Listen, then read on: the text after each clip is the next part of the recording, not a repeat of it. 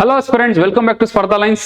ನಾವು ಏನು current affairs series ಮಾಡ್ತಿದ್ವಿ, ಸೊ ಅದನ್ನ ಸ್ವಲ್ಪ ಡೈವರ್ಷನ್ ತಗೊಳ್ತಾ ಹೋಗೋಣ. ಕರೆಂಟ್ ಅಫೇರ್ಸ್ ಸೀರೀಸ್ ಬೇಡ ಇವತ್ತು. ಅದ್ರ ಬದಲಾಗಿ ರೀಸೆಂಟ್ ಆಗಿ ಏನು UPSC ಪೇಪರ್ ನಡೆದಿತ್ತಲ್ಲ 2026 ಪೇಪರ್, ಆ ಒಂದು ಜನರಲ್ ಸ್ಟಡೀಸ್ ಪೇಪರ್ ಅಲ್ಲಿ ಕರೆಂಟ್ ಅಫೇರ್ಸ್ ಕ್ವಶನ್ಸ್ ಹೇಗೆ ಬಂದಿದ್ವು, ಆ ಕರೆಂಟ್ ಅಫೇರ್ಸ್ ಕ್ವಶನ್ಸ್ ಸಾಲ್ವ್ ಮಾಡೋದಕ್ಕೆ ನಮ್ಮ ಮ್ಯಾಗ್ಝಿನ್ ನಿಮ್ಗೆ ಹೇಗೆ ಹೆಲ್ಪ್ ಮಾಡಬಹುದಿತ್ತು ಅಂತ ನಾವು ಡಿಸ್ಕಸ್ ಮಾಡ್ತಾ ಹೋಗೋಣ. ಇನ್ನು ಪೇಪರ್ ವಿಚಾರಕ್ಕೆ ಬಂದ್ರೆ ಪೇಪರ್ ವಾಸ್ ಟ್ರಿಕಿ ಮತ್ತೆ ಲೆಂತಿ ಕೂಡ ಇತ್ತು. ಆಲ್ಮೋಸ್ಟ್ 56 ಪೇಜಸ್ ಏನೋ ಇತ್ತು. ಸೊ ಹಾಗಾಗಿ ಪೇಪರ್ ಡಿಫಿಕಲ್ಟ್ ಇತ್ತು. ಅದ್ರ ಬಗ್ಗೆ ಜಾಸ್ತಿ ತಲೆ ಕೆಡಿಸ್ಕೊಳ್ಳೋದಂತದ್ದು ಬೇಡ. ನಾವು ಈ ಸೆಷನ್ ಅಲ್ಲಿ ಜಸ್ಟ್ ಕರೆಂಟ್ ಅಫೇರ್ಸ್ ಕ್ವಶನ್ಸ್ ಮಾತ್ರ ತಗೊಂಡು ನಮ್ಮ ಒಂದು ಕರೆಂಟ್ ಅಫೇರ್ಸ್ ಮ್ಯಾಗ್ಝಿನ್ ಇಂದ ಆ ಕ್ವಶನ್ ನ ಹೇಗೆ ನೀವು ಸಾಲ್ವ್ ಮಾಡಬಹುದು, ಟ್ಯಾಕಲ್ ಮಾಡಬಹುದು ಅಂತ ನೋಡ್ತಾ ಹೋಗೋಣ. ನಾನು ಕ್ಲಿಯರ್ ಆಗಿ ಹೇಳ್ತಾ ಇದ್ದೀನಿ, ಈ ಒಂದು ಸೀರೀಸ್ ನಮ್ಮ ಒಂದು ಮ್ಯಾಗ್ಝಿನ್ ಇಂದ ಎಷ್ಟು ಕ್ವಶನ್ಸ್ ಬಂದಿತ್ತು ಅಂತ ಕ್ಲೈಮ್ ಮಾಡೋದು ಉದ್ದೇಶ ನಮ್ದಾಗಿರಲ್ಲ. ಬದಲಿಗೆ ನಮ್ಮ ಮ್ಯಾಗ್ಝಿನ್ ನಿಮ್ಗೆ ಹೇಗೆ ಹೆಲ್ಪ್ ಮಾಡ್ತಿತ್ತು ಅಂತ ಹೇಳ್ತಾ ಹೋಗ್ತೀನಿ. ಮತ್ತೆ ಒಂದು ಅಥವಾ ಎರಡನ್ನ ಜಸ್ಟ್ ಒಂದು ಟಾಪಿಕ್ ಸಬ್ ಟಾಪಿಕ್ ತೋರಿಸ್ಬಿಟ್ಟು ನಾವು ಇದನ್ನ ಕವರ್ ಮಾಡಿದೀವಿ ಅಂತ ನಾನು ಹೇಳ್ತಾ ಹೋಗಲ್ಲ. ಇದನ್ನ ಸಾಲ್ವ್ ಮಾಡೋಕ್ಕಾಗೋ ರೀತಿಯಲ್ಲಿ ನಾನು ಡಿಸ್ಕಸ್ ಮಾಡ್ತಾ ಹೋಗ್ತೀನಿ. ಬನ್ನಿ ನೋಡ್ತಾ ಹೋಗೋಣ ಏನಿದೆ ಅಂತ ಹೇಳ್ಬಿಟ್ಟು.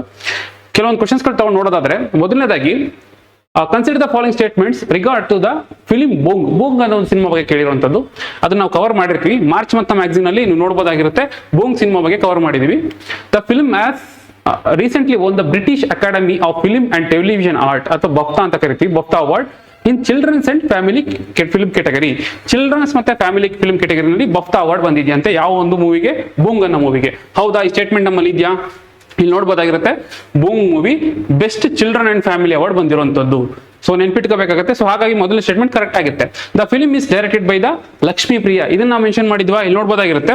ಸೆಕೆಂಡ್ ಸ್ಟೇಟ್ಮೆಂಟ್ ಅಲ್ಲೇ ಇದೆ, ಲಕ್ಷ್ಮೀ ಪ್ರಿಯಾ ದೇವಿ ಇದನ್ನ ಡೈರೆಕ್ಟ್ ಮಾಡಿರುವಂತದ್ದು. The film is directed by Lakshmi Priya Devi, directed by Lakshmi Priya Devi. So ಹಾಗಾಗಿ ಈ ಸ್ಟೇಟ್ಮೆಂಟ್ ಕೂಡ ಕರೆಕ್ಟ್ ಆಗಿದೆ.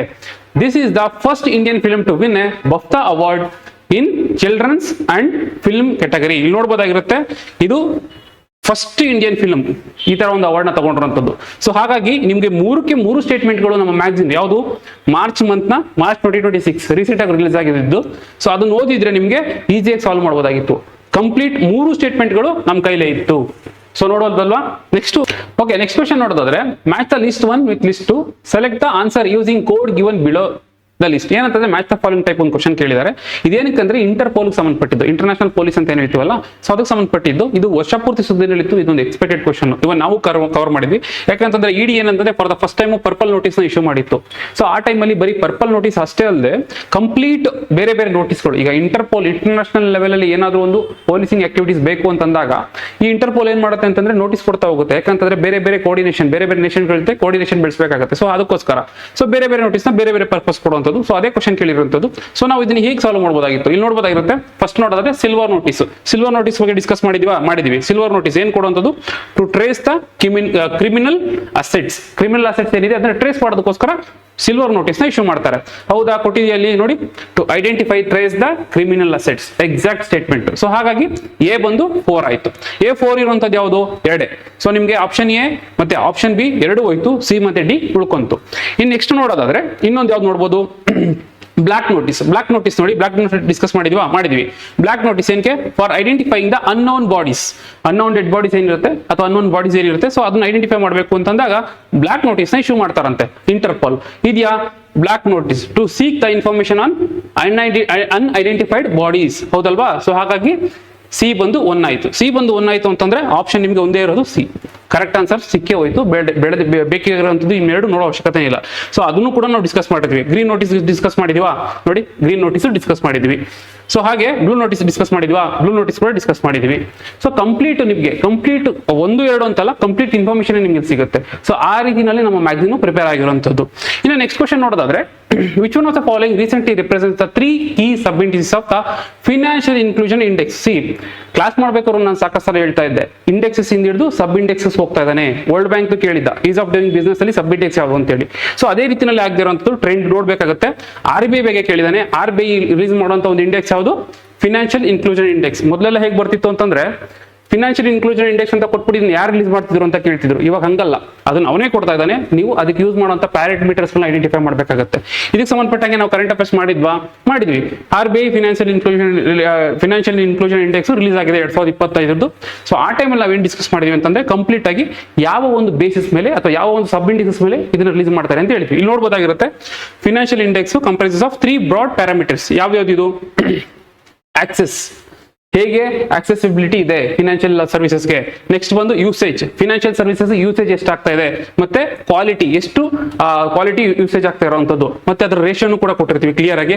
ಅವನು ಅದನ್ನೇ ಕೇಳಿರುವಂತದ್ದು, ಇಲ್ಲಿ ನೋಡ್ಬೋದಾಗಿರುತ್ತೆ. Access usage quality, simple question simple answer. Access usage quality. So ನಿಮ್ಗೆ ಆನ್ಸರ್ ಬಂದೇ ಬಿಡ್ತು. ಸೊ ನೆಕ್ಸ್ಟ್ ಕ್ವಶನ್ ನೋಡೋದಾದ್ರೆ, which of the following statements about rare earth elements hot topic and critical minerals are correct. Rare earth minerals ಮತ್ತೆ critical minerals ಅಲ್ಲಿ ಯಾವುದು correct ಅಂತ ಕೇಳಿರುವಂತದ್ದು. Statement ನೋಡ್ತಾ ಹೋಗೋಣ. Modern technologies innovations including artificial intelligence, robotics, space exploration extensively utilizes rare earth elements. See modern technologies modern innovation ಆಗ್ತಾ ಇದೆ ಅಂತಂದ್ರೆ ಅದ್ರ ಪರ್ಪಸ್ಗೆ ಆಗ್ತಾ ಇರೋಂಥದ್ದು. ಇಟ್ಸ್ ಓಕೆ, ನಾವು ಇದನ್ನ ಕನ್ಕ್ಲೂಡ್ ಮಾಡೋದು ಬೇಡ, will leave it. Next statement ನೋಡೋಣ.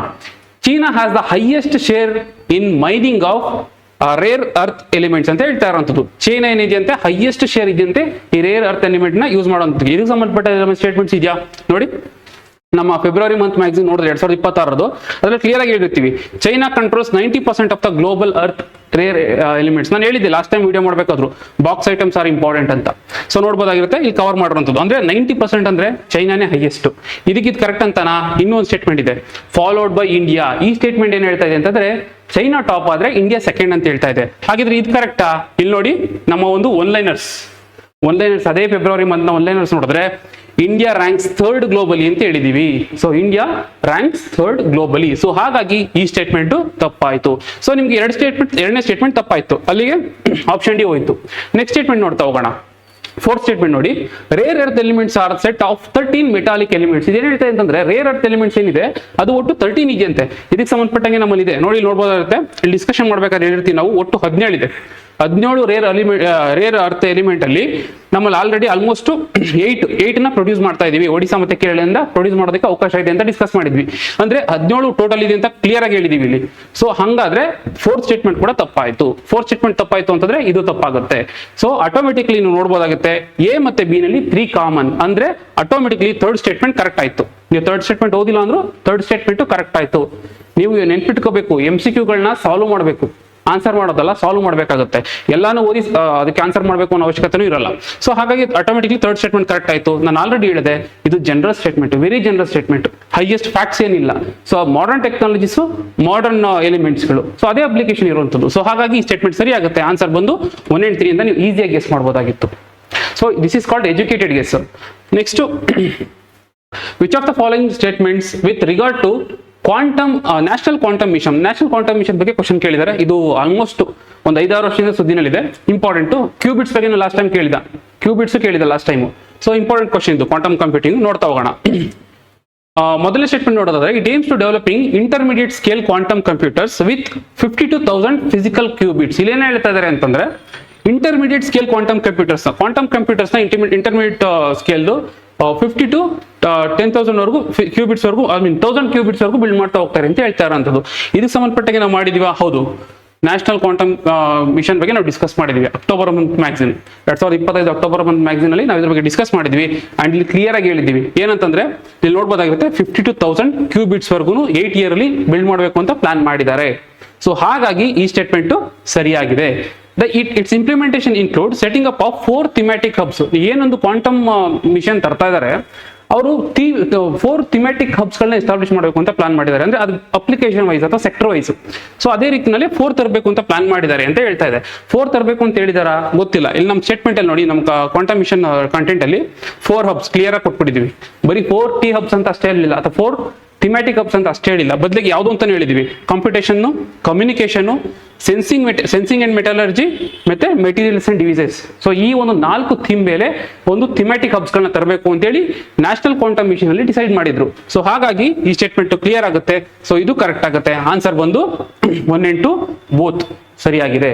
ಹೌದಲ್ವಾ? ಜಸ್ಟ್ ಒಂದು ಕಂಟೆಂಟ್ 4 ರಿಂದ 5 ಪಾಯಿಂಟ್ಸ್ ನಿಮ್ಗೆ ಈಸಿಯಾಗಿ ಸಾಲ್ವ್ ಮಾಡೋದಕ್ಕಾಯ್ತು. ಸೊ ಅದೇ ರೀತಿ ನಾವು ನೋಡ್ತಾ ಹೋದ್ರೆ, consider the following statements about the mission Sudarshan Chakra of India. ಇದು ನಿಮಗೆ ಜೂನಿಂದನೂ ತುಂಬಾ ನ್ಯೂಸಿನಲ್ಲಿತ್ತು, ಜೂನಿಂದನೂ ತುಂಬಾ ನ್ಯೂಸ್ ಅಲ್ಲಿ ಇತ್ತು. ಇದನ್ನ ಬಿಲ್ಡ್ ಮಾಡಬೇಕು ಅಂತ ಡಿಸ್ಕಷನ್ ಮಾಡ್ತಾನೆ ಇದ್ರು. ಸೊ ಸುದರ್ಶನ್ ಚಕ್ರ ಮಿಷನ್ ಅಂದ್ರೆ ಈಗ ಏನೊಂದು ಐರನ್ ಡೋಮ್ ಎಲ್ಲ ಇರುತ್ತಲ್ಲ ಇಸ್ರೇಲ್ದು, ಸೊ ಅದೇ ಬೇಸ್ ಮೇಲೆ ನಾವು ತರಬೇಕು ಅಂತ ಪ್ಲಾನ್ ಆಗ್ತಿದ್ದು. ಸೊ ನೋಡೋಣ, ಸುದರ್ಶನ್ ಚಕ್ರ ಆಫ್ ಇಂಡಿಯಾ ತರಬೇಕು ಅಂತ ಪ್ಲಾನ್ ಮಾಡಿದ್ದು. ಇದಕ್ಕೆ ಸಂಬಂಧಪಟ್ಟಾಗ ನಾವು ಕರೆಂಟ್ ಅಫೇರ್ಸ್ ಡಿಸ್ಕಸ್ ಮಾಡಿದ್ವಿ ನೋಡಿ. ಫೆಬ್ರವರಿ 2026 ಇದ್ರ ಬಗ್ಗೆ ಕಂಟೆಂಟ್ ಇದೆ. ಇವನ್ ಹಳೆಯಿಂದಲೂ ಕವರ್ ಮಾಡಿದ್ವಿ. ಫೆಬ್ರವರಿ 26 ತಗೊಂಡ್ರೆ ಸಾಕಾಗುತ್ತೆ ನಮ್ಮ ರೆಫರೆನ್ಸ್ಗೆ, ರೀಸೆಂಟ್ ಒಂದಂತ ತಗೊಂಡ್ರು. ಸ್ಟೇಟ್ಮೆಂಟ್ ನೋಡ್ತಾ ಹೋಗೋಣ. It aims to enhance India's air defense, ballistic missile defense and aerial offensive capabilities. See, air defense ಅಂತ ಹೇಳ್ತಾ ಇದ್ದಾನೆ. ಮಿಸೈಲ್ ಅಂತಂದ್ರೆ ಅಗೇನ್ ಏರ್ ಡಿಫೆನ್ಸ್, ಮತ್ತೆ aerial offensive capabilities again air defence, ಅಂದ್ರೆ ಡ್ರೋನ್ಸ್ ಮಿಸೈಲ್ಸ್ ಇದಕ್ಕೆ ಸಂಬಂಧಪಟ್ಟಂಗೆ. ಅಂದ್ರೆ ಕ್ಲಿಯರ್ ಆಗಿ ಹೇಳ್ತಾ ಇದೆ, ಏರ್ ಡಿಫೆನ್ಸ್ ನ ತಡೆಯೋದಕ್ಕೆ ಅಥವಾ ಏರ್ ಡಿಫೆನ್ಸ್ ಜೊತೆ ನಾವು ಕೌಂಟರ್ ಆಕ್ಷನ್ ಕೊಡೋದಕ್ಕೆ ಅಂತ ತರ್ತಾ ಇರೋಂಥದ್ದು ಸುದರ್ಶನ ಚಕ್ರ ಅಂತ. ಇದಕ್ಕೆ ಸಂಬಂಧಪಟ್ಟ ಸ್ಟೇಟ್ಮೆಂಟ್ ಇದೆಯಾ? It aims to provide comprehensive air defensive cover to critical civil and defence installation over the next decade. ಮುಂದಿನ 10 ವರ್ಷದೊಳಗಡೆ ಆ ಒಂದು ಏರ್ ಡಿಫೆನ್ಸ್ ಸಿಸ್ಟಮ್ ಏನಿದೆ ಅದನ್ನ ಸ್ಟ್ರಾಂಗ್ ಮಾಡಬೇಕು ಅನ್ನೋ ಉದ್ದೇಶದಿಂದ ತರ್ತಾ ಇರುವಂತದ್ದೇ ಸುದರ್ಶನ ಚಕ್ರ. ಸೊ ಹಾಗಾಗಿ ಈ ಸ್ಟೇಟ್ಮೆಂಟ್ ಸರಿ ಹೋಯ್ತು. The mission is being design to enhance rapid, precise, powerful defence responses, reinforcing India strategy autonomy. ನೀವೇನ್ ಮಾಡ್ತಾ ಹೋದ್ರು ಸ್ವಲ್ಪ ಅಡ್ವಾನ್ಸ್ಮೆಂಟ್ ಆಗಿ ಮಾಡ್ತಾ ಹೋಗ್ತೀರಾ. ಅದು ರ್ಯಾಪಿಡ್ ಆಗಿರ್ಬೇಕು, ಪ್ರಿಸೈಸ್ ಆಗಿರ್ಬೇಕು, ಪವರ್ಫುಲ್ ಆಗಬೇಕು ಅಂತಾನೆ ಮಾಡುವಂಥದ್ದು. It's very general statement.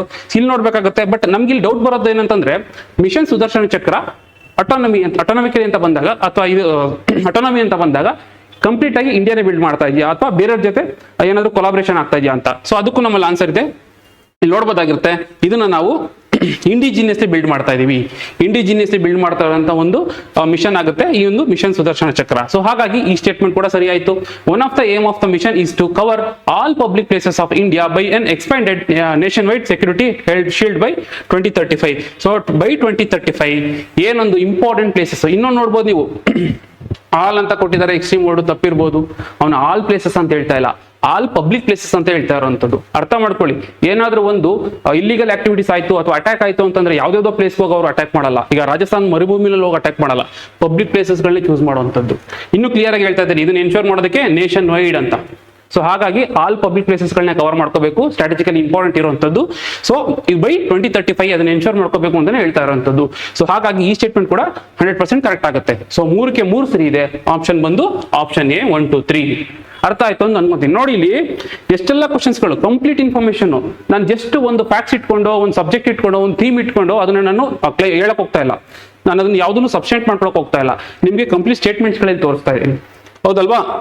ಇದೇ ರೀತಿನಲ್ಲಿ consider the following statements with respect to AI impact summit. AI impact summit 2026 ಡೆಲ್ಲಿನಲ್ಲಿ ನಡೆದಿತ್ತು. ಸೊ ಅದ್ರ ಬಗ್ಗೆ ಕ್ವಶನ್ ಕೇಳಿರುವಂತದ್ದು ನೋಡ್ಬೋದಾಗಿರುತ್ತೆ. The summit intellectual framework was based on the 3 foundational sutras. ಈ ಒಂದು ಸಮಿಟ್ ಏನ್ ನಡೀತಲ್ಲ, 3 ಇಂಪಾರ್ಟೆಂಟ್ ಸೂತ್ರಗಳ ಮೇಲೆ ನಡೀತಂತೆ. ಅಂದ್ರೆ 3 ಥೀಮ್ ಇಟ್ಕೊಂಡು ಮಾಡಿದ್ರಂತೆ. ಏನದು? People planning progress. People planning progress ನೋಡೋಣ. ಸೊ ನಾವು ಅದನ್ನು ಡಿಸ್ಕಸ್ ಮಾಡಿದೀವಿ. ಇಂಡಿಯಾ ಇಂಪ್ಯಾಕ್ಟ್ ಸಮಿಟ್ ಆಯ್ತು 2026 ಆಯ್ತು. ಎಲ್ಲಾಗಿದ್ದು ಡೆಲ್ಲಿನಲ್ಲಿ ಭಾರತ್ ಮಂಟಪಲ್ ಆಯ್ತು. ಸೊ ಯಾವ ಒಂದು ಥೀಮ್ ಅಲ್ಲಿ ಹಿಡಿದಿದ್ದು ಇಲ್ಲಿ ನೋಡಿ, 3 ಸೂತ್ರಾಸ್ ಬಗ್ಗೆ ನಾವು ಡಿಸ್ಕಸ್ ಮಾಡಿದೀವಿ. ಪೀಪಲ್ ಇದೆಯಾ? ಪೀಪಲ್. ಪ್ಲಾನಿಂಗ್ ಇದೆಯಾ? ಪ್ಲಾನಿಂಗ್ ಇಲ್ಲ. ಪ್ಲಾನೆಟ್ ಬದಲಾಗಿ ಪ್ರೋಗ್ರೆಸ್ ಇದೆ. ಅಂದ್ರೆ ಪ್ಲಾನಿಂಗ್ ಇಲ್ಲ, ಇಲ್ಲಿ ಪ್ಲಾನೆಟ್ ಇದೆ. ಸೊ ಒಂದೇ ವರ್ಡ್ ಚೇಂಜ್ ಮಾಡುವಂಥದ್ದು, ಅದನ್ನು ಕ್ಲಿಯರ್ ಆಗಿ ಕೊಟ್ಟಿರ್ತೀವಿ. People planet progress, people planning progress ಅಲ್ಲ. ಸೊ ಒಂದು ವರ್ಡ್ನ ರೀಪ್ಲೇಸ್ ಮಾಡಿದ್ದಾನೆ. ಸೊ ಅಲ್ಲಿ ತಪ್ಪಾಯ್ತು. ಸೊ ನಿಮ್ಗೆ ಏನ್ ಗೊತ್ತಾಯ್ತು ಈಗ? ಮೊದಲನೇ ಸ್ಟೇಟ್ಮೆಂಟ್ ತಪ್ಪಾಯ್ತು. ಸೊ ಎ ಮತ್ತೆ ಬಿ ಹೊರಟೆ ಹೋಯ್ತು. ಆಪ್ಷನ್ ಇರೋದು ಎ ಮತ್ತೆ ಬಿ ಹೊರಟೆ ಹೋಯ್ತು. ಆಟೋಮೆಟಿಕ್ಲಿ 3 ಕರೆಕ್ಟ್ ಆಯ್ತು. ಆಟೋಮೆಟಿಕ್ಲಿ 3 ಕರೆಕ್ಟ್ ಆಯ್ತು. ಇವನ್ 3 ಕರೆಕ್ಟ್ ಆದ್ರೂ ಕೂಡ ಈ ಒಂದು ಚಕ್ರಾಸ್ 7 ಚಕ್ರಾಸ್ ಏನಿದೆಯಲ್ಲ ಅದ್ರ ಬಗ್ಗೆ ಕೊಟ್ಟಿದ್ದಾನೆ. ಆ 7 ಚಕ್ರಾಸ್ ನಾವು ಡಿಸ್ಕಸ್ ಮಾಡಿದೀವಿ. ಆ 7 ಚಕ್ರಾಸ್ಗಳು ಯಾವ್ಯಾವುದು ಅದನ್ನು ಕೂಡ ಡಿಸ್ಕಸ್ ಮಾಡಿದೀವಿ. ಸೊ ನಾವು ಅದನ್ನು ಬಿಟ್ಟಿಲ್ಲ. ಸೊ ನೆಕ್ಸ್ಟ್ ಸೆಕೆಂಡ್ ಸ್ಟೇಟ್ಮೆಂಟ್ ನೋಡೋಣ. The preamble of the summit stresses democratizing AI resources, which acknowledges the charter of the democratic diffusion of AI as binding framework to support locally relevant innovation and strengthening resilient AI ecosystem while respecting national laws. ಇದೇನ್ ಹೇಳ್ತಾ ಇದೆ ಅಂತಂದ್ರೆ, preamble ಏನ್ ಹೇಳುತ್ತೆ ಅಂತಂದ್ರೆ, ಆ stress ಮಾಡಿ ಏನ್ ಹೇಳ್ತಾ ಇದೆ ಸಮಿಟ್ ಅಲ್ಲಿ ಅಂತಂದ್ರೆ, ಪ್ರಿಯಂಬಲ್ ಚಾರ್ಟರ್ ಈ AI ಏನಿದೆಯಲ್ಲ ಅದನ್ನ ಡೆಮೋಕ್ರಟೈಸೇಷನ್ ಡಿಫ್ಯೂಷನ್ ಮಾಡ್ಬೇಕಂತೆ. ಅಂದ್ರೆ ನಿಮ್ಗೆ ಲೋಕಲ್ ಬಾಡಿ ಒಳವರೆಗೂ ಅದನ್ನ ಎಕ್ಸ್ಪ್ಯಾಂಡ್ ಮಾಡ್ತಾ ಹೋಗ್ಬೇಕಂತೆ. AI ಇಂಪ್ಯಾಕ್ಟ್ ನ ಅಥವಾ ಅದರ ಒಂದು ಅಪ್ಲಿಕೇಶನ್ಸ್ ಗಳನ್ನ ಅದನ್ನ ಬೈಂಡಿಂಗ್ ಮಾಡ್ತಾ ಇದೆಯಂತೆ. ಇದು ಯಾವುದು ಫ್ರೇಮ್ ವರ್ಕ್ ಅಲ್ಲ, ಯಾವುದು ಅಗ್ರಿಮೆಂಟ್ ಅಲ್ಲ, ಯಾವುದು MOU ಅಲ್ಲ. ಜಸ್ಟ್ ನಡೀತಾ ಇರೋದು ಯಾವುದೊಂದು ಸಮಿಟ್ ಅಷ್ಟೇ. ಸಿಂಪಲ್ ಸಮಿಟ್ ಅದು ಹೇಗೆ ಬೈಂಡಿಂಗ್ ಅಂತ ಹೇಳುತ್ತೆ. ಸೊ ಜಸ್ಟ್ ಒಂದು ಪ್ರೆಸೆನ್ಸ್ ಆಫ್ ಮೈಂಡ್ ಅಥವಾ ಕಾಮನ್ ಸೆನ್ಸ್ ಇಟ್ಕೊಂಡ್ರು ನಾವು ಇದನ್ನ ತೆಗಿಬಹುದಾಗಿರುತ್ತೆ. ಸೊ ಹಂಗಾಗಿ ಆನ್ಸರ್ ನಾವು ಈಸಿಯಾಗಿ ಎಜುಕೇಟೆಡ್ ಗೆಸ್ ಮಾಡಿ ಆಪ್ಷನ್ 3 ಅಂತ ಸೆಲೆಕ್ಟ್ ಮಾಡ್ಬೋದಾಗಿರುತ್ತೆ. ಹೌದಲ್ವಾ? ಸೊ ಇದೇ ರೀತಿಯಲ್ಲಿ ಸಾಕಷ್ಟು ಕ್ವಶನ್ಸ್ಗಳು ಬಂದಿದೆ. ನಾವು ಒಂದಷ್ಟು ಕ್ವಶನ್ಸ್ಗಳನ್ನ ಡಿಸ್ಕಸ್ ಮಾಡಿದ್ವಿ. ಇದ್ರ ಮೇಲೆ ಇನ್ನೂ ಒಂದು 5-6 ಕ್ವಶನ್ಸ್ ಆಗುತ್ತೆ. ಸೊ ಅದನ್ನ ನಿಮಗೆ ಟೆಲಿಗ್ರಾಮ್ ಗ್ರೂಪ್ ಅಲ್ಲಿ ಮತ್ತೆ ಈ ಒಂದು ವಿಡಿಯೋ ಏನಿದೆಯಲ್ಲ ಆ ವಿಡಿಯೋ ಡಿಸ್ಕ್ರಿಪ್ಷನ್ ಕೂಡ ನಿಮ್ಗೆ ಸಿಗ್ತಾ ಹೋಗುತ್ತೆ. ಸೊ ನೋಡಿ, ನಮ್ಮ ಒಂದು ಮ್ಯಾಗಝಿನ್ ನಿಮಗೆ ಜಸ್ಟ್ ಒಂದು ವಿಚಾರಗಳನ್ನ ತಿಳ್ಕೊಳ್ಳೋದಕ್ಕೆ ಅಷ್ಟೇ ಅಂತಲ್ಲ, ಅದರ 360 ಡಿಗ್ರಿ ಅನಾಲಿಸಿಸ್ ಮಾಡೋದಕ್ಕೆ ಹೆಲ್ಪ್ ಮಾಡ್ತಾ ಹೋಗುತ್ತೆ. ಇಲ್ಲಿ ನೋಡ್ಬೋದಾಗಿರುತ್ತೆ ಆಲ್ಮೋಸ್ಟ್ ಎಲ್ಲ ಸ್ಟೇಟ್ಮೆಂಟ್ಸ್ಗಳಿಗೂ ನಾನು ಆನ್ಸರ್ ಹುಡುಕ್ತಾ ಬಂದಿದ್ದೀನಿ. ಸೊ ಅದೇ ರೀತಿ ಹೆಲ್ಪ್ ಮಾಡ್ತಾ ಹೋಗುತ್ತೆ. ಸೊ ನಮ್ಮ ಮ್ಯಾಗಝಿನ್ ರೆಫರ್ ಮಾಡಿ. ನಮ್ಮಲ್ಲಿ ಆಲ್ರೆಡಿ ಕರೆಂಟ್ ಅಫೇರ್ಸ್ ಎಸೆನ್ಷಿಯಲ್ ಅಂತ ಏನು ಪ್ರೋಗ್ರಾಮ್ ಲಾಂಚ್ ಮಾಡಿದೀವಲ್ಲ, ಆ ಕರೆಂಟ್ ಅಫೇರ್ಸ್ ಎಸೆನ್ಷಿಯಲ್ ಪ್ರೋಗ್ರಾಮ್ ಅಲ್ಲಿ ನಿಮಗೆ ಮಂತ್ಲಿ ಬೇಸಿಸ್ ಮೇಲೆ, ಅಂದ್ರೆ ನಿಮಗೆ ಡೈಲಿ ₹1 ಬೇಸಿಸ್ ಮೇಲೆ ಆ ಮ್ಯಾಗಝಿನ್ ನಿಮ್ಗೆ ಸಿಗ್ತಾ ಹೋಗುತ್ತೆ.